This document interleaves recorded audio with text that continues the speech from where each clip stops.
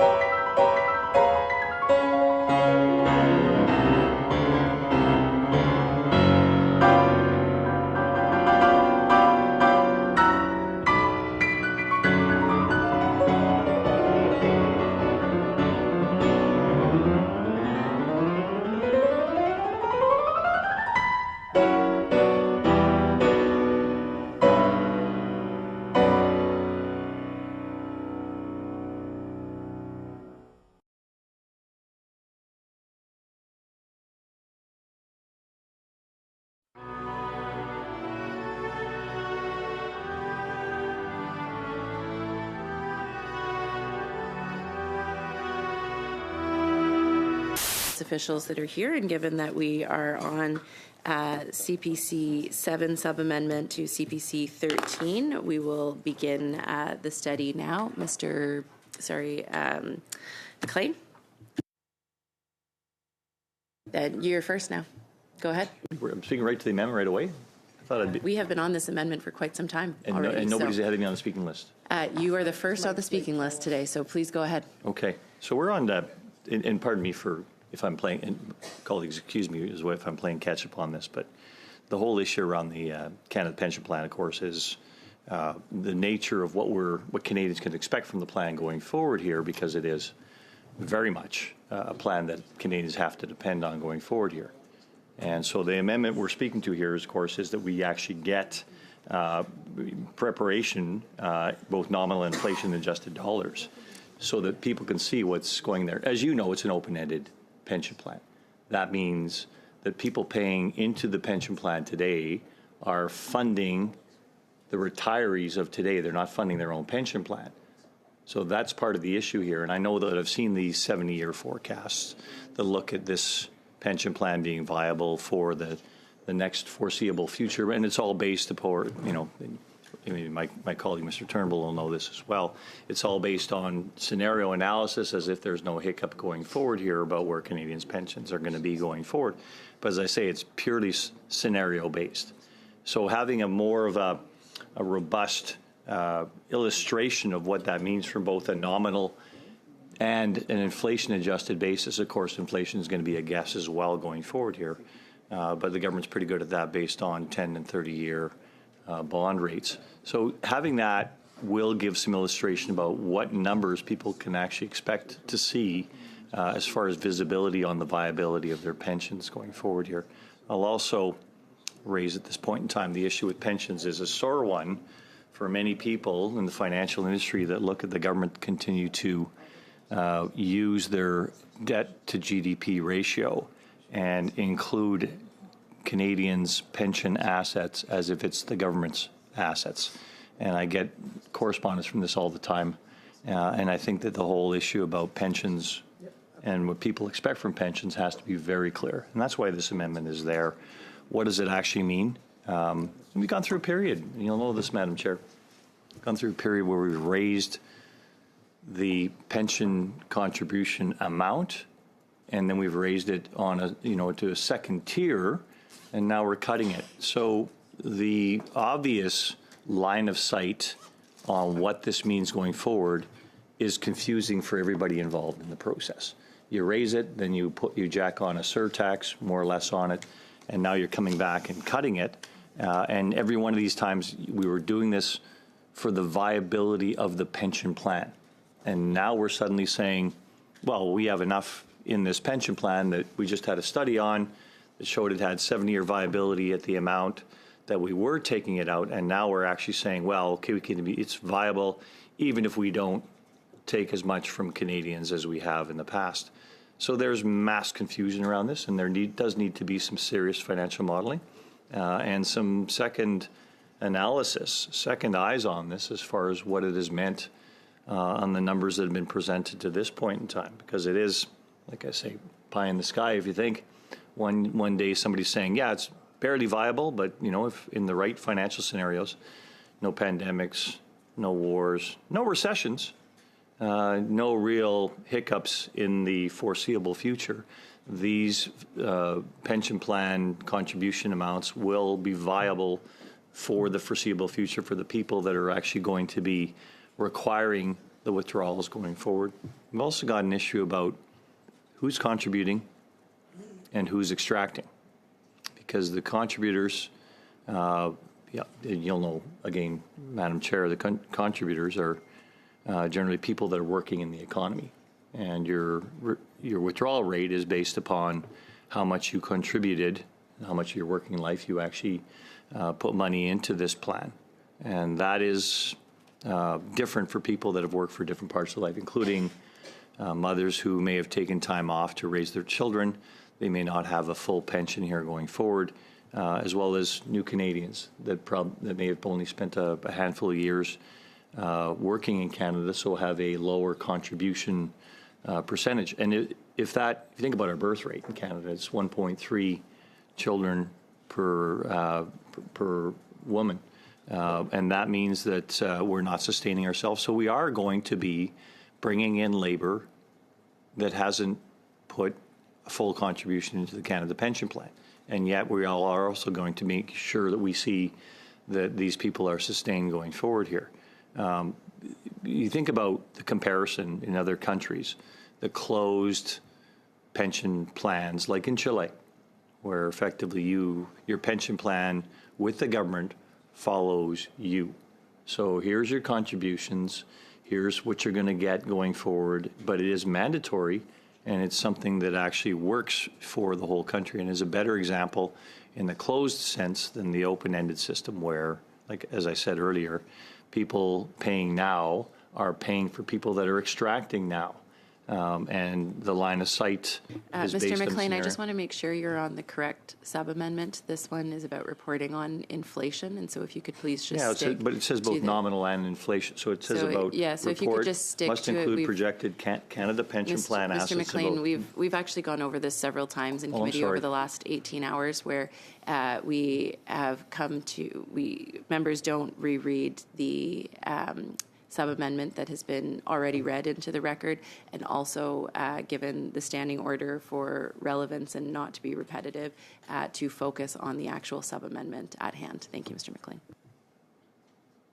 Oh, okay. So if you could, I was talking about pension, and I did apologize at the beginning for not being part of the discussion yesterday. What was it that I said that was repetitive?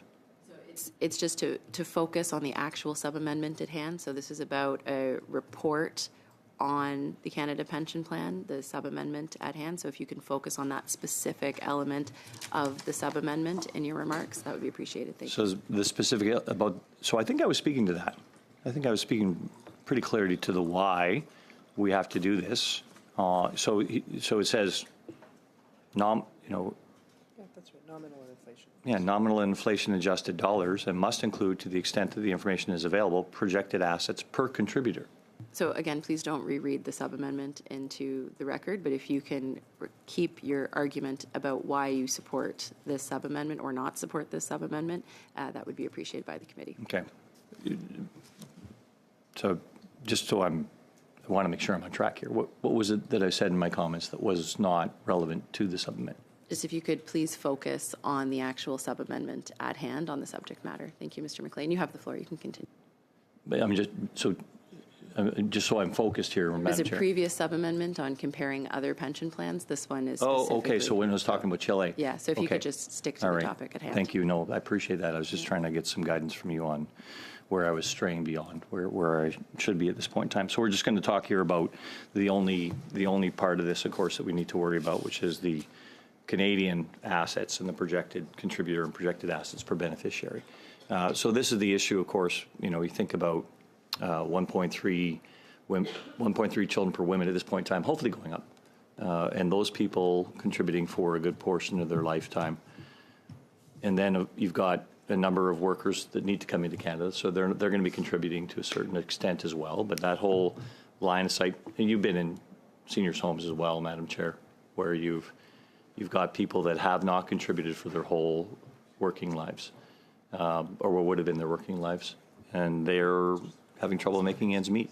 And the issue now is, okay, so how do we deal with this from a per person perspective? I mean, the reason I brought up comparable countries before is because there is that line of sight on what each person actually has as far as their pension availability going forward, and it's quite clear in some of the other countries. So that's the reason I brought up the relational aspect of this. But actually getting this reported on by our pension plan and the actuaries that look at what it looks like for the go-forward basis is something that parliamentarians in particular should always have, because in as much as this Canada Pension Plan is an arm's length management, supposedly, we are actually looking at the mandatory withdrawal from people's paychecks on this. And the paychecks, of course, is a contribution level that they have to withdraw every paycheck. And that's changing. And why is it changing? And what does it mean as far as the viability of the pension plan going forward? So I do think that it is very important to have that. I think it also gives us an understanding of where the government might be in its modeling as far as inflation goes going forward here, because everything is dependent upon the factors involved in the modeling. And if the modeling is faulty and thinks there's going to be low inflation forever and ever, then you can punch holes in that, and Canadians can see, okay, well, the government expects there to be no inflation for the next 70 years. Maybe it's a faulty analysis. But these are the types of things that Canadians need to have some transparency on about what their pension contributions are getting them going forward here, and on a per-person basis, what that means. So a little more robustness in this is going to be, I think, instructive for the people that are preparing these, and the necessity of making sure that we have a system that works for Canadians going forward here.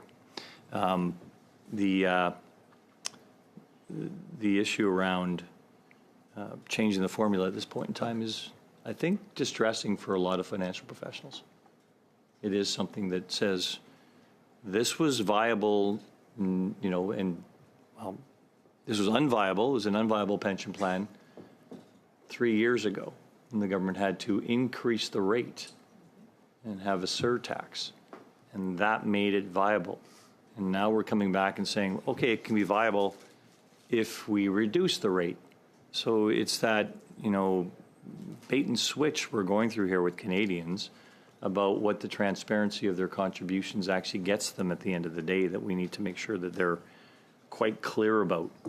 And the information needs to be available. Like I say, if the information about how we're modeling this is consistent with the way other assets are being modeled around the world, because there are all kinds of private sector corollaries that show what people will get from their contributions on defined benefit payment plans that show, okay, here's your contribution and here's what you will be paid at the end of the day, and here's what goes into it for us. But nevertheless, it's actuarial based, and we can actually have line of sight exactly on the math. And one thing I've always tried to bring my colleagues back around to is the math around these issues. And the math on these issues has to make sure that it goes around at the end of the day. Dollars in and dollars out. If the Canadian taxpayer is the one that's going to have to bail out a faulty pension plan here going forward, it just makes us all poor. So let's make sure that we've got that from a very clear perspective. The modeling matters because the inflation assumption is the factor that will determine whether this meets Canadian needs going forward. If we have a high inflation projection, people are going to realize that my dollars that I'm putting in here today are worth, if X minus inflation for what it buys 10 years from now when they're retiring. And that is, of course, a distress for everybody. And we've seen periods of high inflation here that weren't part of the actuarial analysis that was built into the viability model that the chief actuary had when he actually said the system was viable 3 years ago. So these are things that shift under people's feet, but the numbers at the end of the day matter. So as far as parliamentarians go, our job will be to have to look at those numbers, and if we've got a model that says this system is viable at this contribution rate based on the fact that people will get this amount back, and here's the inflation amount that we're building into that, pretend it's 5%, that inflation amount, very high number in real perspective. But it turns out to be 10%, and they realize, my buying power is going to be murdered with that rate of inflation that the government's foisted upon us at this point in time. And my pension plan that I'm contributing to will no longer sustain my life here going forward. Then we've got to make sure that that's clearly understood by the people that are contributing to it, and expecting not just a payment at the end of the day, but a payment for their life sustenance, the food, the rent, the care they're going to need in their senior years. And that's the whole reason to have a pension, Madam Chair, you know that. The nature of a Canada Pension Plan is something that we brought forth as a combination of 9 provinces working together with actuarial input to ensure that there was a viable plan for Canadians in their senior years. And, it started roughly. And, the initial people contributing were the ones that were paying their grandparents at that point in time who were retiring. It was a transfer in and transfer out, and we've tried to build it up over the years. And it is, market mechanisms that determine the rate of return here. You can kind of see those rates of return have been in an ever-building equity environment. Equities have gone up consistently for a number of years with brief hiccups, 2000, of course, and 2008, 2015, a brief hiccup, but not across the board as well. So think about what that means from a long-term perspective. And my colleagues on the side know that I'm a portfolio manager before I came here, and line of sight on what you have going forward, what your expectation of returns are, is very important. Measuring yourself against the market as far as your performance goes is very important indication of how you are managing your clients' assets. And I'm not sure that that's evident here at all. So having that more clear illustration of both the amount per person and on a nominal basis of what they're putting in, and an inflation-adjusted basis, I appreciate it'll be only kind of looked at by less than 1% of the population, but that less than the 1% of the population should be around this table, because it is our job to make sure that these funds that we're setting aside are serving their purpose at the end of the day, and Canadians are being served for what their needs are going to be in the future. That's the whole nature of a pension plan here. With that, I think I've said as much as I can say on this, Madam Speaker. If I can yield the floor and you can consider that input, I think it'd be instructional.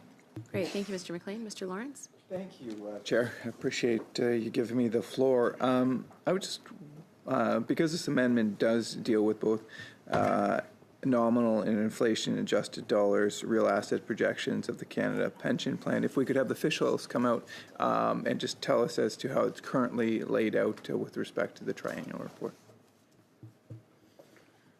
Thank you. Are there finance officials here that can answer that question? Either here or online?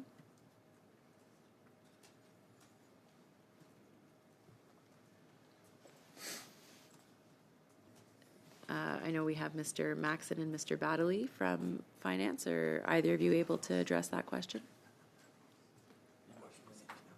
Sorry? Good morning, Madam Chair. The responsible official would be Mr. Stewart, who was having an issue with his microphone earlier. I don't know if that microphone was accepted ultimately. We should suspend. Is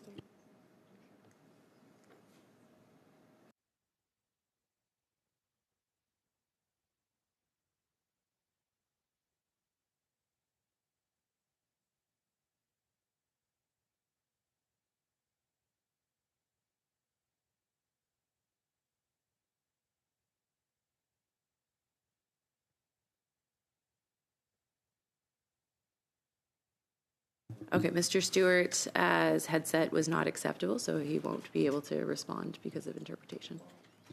I want to be constructive here, and so I'm willing to go on with some other comments. But would Mr. Stewart or Mr. Countryman, I believe they were the gentlemen who asked the question. Mr. Stewart is here on behalf of Mr. Countryman today.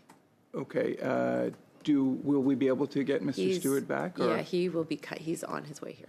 He's on, and just approximately, because that's really the focus of my questions. Yeah. And so, I mean, I don't know how long it will take him to get here, but he is on his way. So if you'd like to yield the floor to Ms. Cronus, and we can come back to you. I mean, according to the standing orders, which I'll just read here, I think we need to suspend, but I will just give me 1 second, and I will pull up the section in the standing orders that, or sorry, not the standing, but the rules of practice and procedure. Where are we here? Okay, sorry, 1 second. During the clause-by-clause consideration of a government bill, officials from the departments concerned normally remain before committee as witnesses in order to provide technical explanations of the effect of individual clauses of the bill and technical implications of proposed amendments. So I have a technical question, and according to the rules, I'm supposed to have an individual. So I would respectfully ask the chair to suspend until we can either have. And they said either Mr. Stewart or Mr. Countryman. I'm very pleased if either one of them could attend. All right, well, we will briefly suspend then.